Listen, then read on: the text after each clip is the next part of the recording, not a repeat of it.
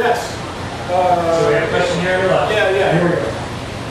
Hello, I'm Josephina from Finland, and I'm Juno on Twitter, and I'm a beekeeper, and want to know, I'm here to sorry. No, it's great, welcome. Oh, I have a black hole in my brain. I think my brain is made of dark matter, so. Okay, anyway, what I wanted to say that I and my million honeybees, we are going to do everything possible in Finland to make this planetary exploration possible.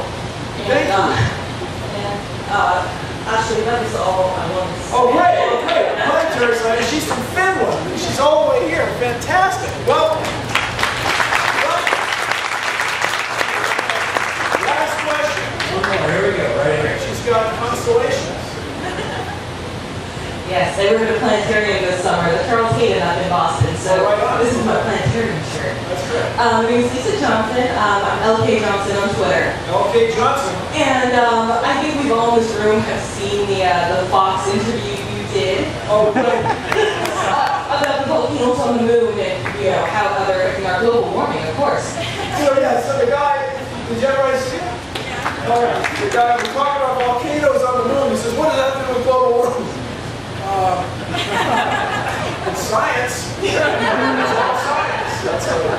But he kind of off right as you were getting to the interesting stuff, and that was what we were talking about with the space shuttle. And I'm wondering if you could talk a little bit where you think we're going next. Where we're going next. And why it's a good. Well, one of the things the planetary site has done since the beginning, since 1980, 79, 80, that winter was when the thing started, has been a political advocate. And most of the advocacy is done in the U.S. because most of the money in space is still spent in the U.S. Most of the money. Anyway, just to tell you, the politics of the situation, you really couldn't build another rocket.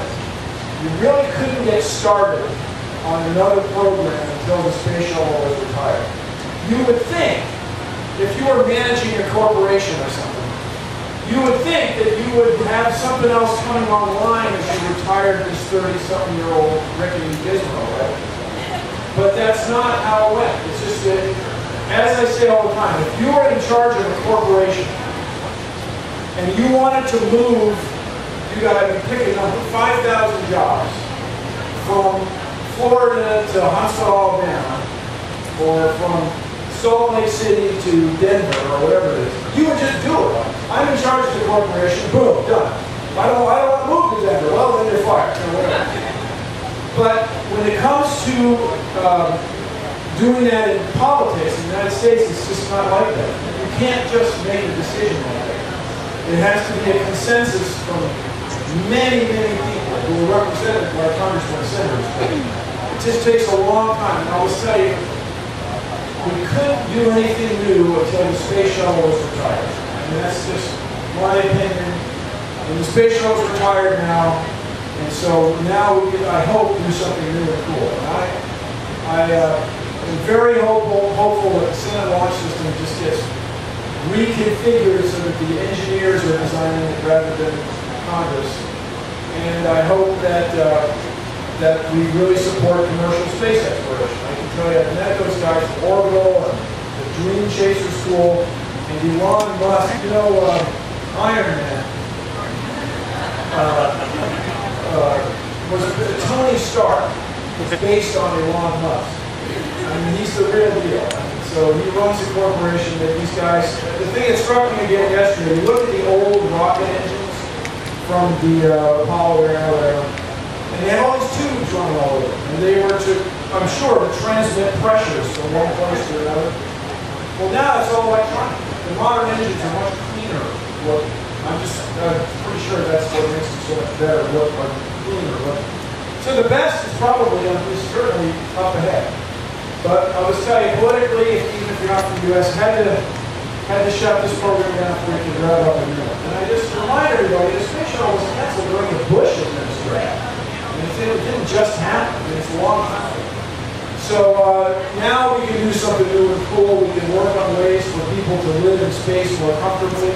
We will maintain a presence on the space station in the same way we maintain a presence in Antarctica for science. And we will, dare I say it, change the world! Let's go on to rocket!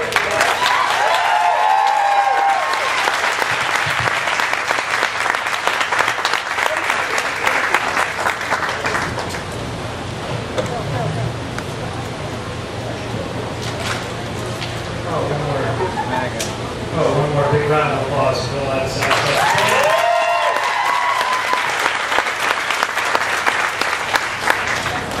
Okay, we're a little under, what, 20 minutes to launch here. I don't know if you just saw it pop up, the launch criteria for weather was green. We're going to go ahead and break you down. I don't know, recommend going back. Anybody wants to set up cameras. This is your first launch. I know we said this in the email. We just want to reiterate. You've never seen one before. NASATweetup is taking photographs. A lot of people will be. We just want to sit back, look for the light, wait for the sun to hit you, and just experience it. So we'll see you back here. You're welcome to come back. We're after launch. We'll also walk with you.